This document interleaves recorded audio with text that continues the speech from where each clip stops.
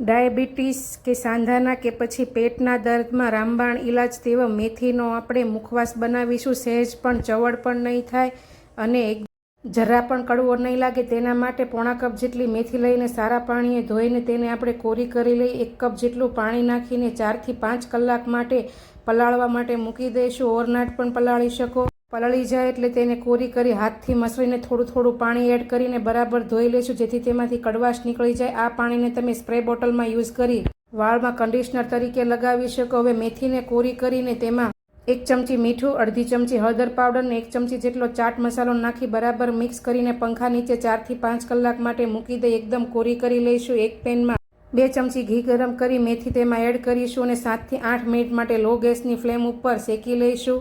એકદમ ક્રિસ્પી થઈ જાય ને છૂટી છૂટી થઈ જાય એટલે બીજા વાસણમાં ઠંડી કરવા માટે મૂકી દઈ. તેમાં મીઠું અને ચાટ મસાલો નાખીને બરાબર મિક્સ કરીશું.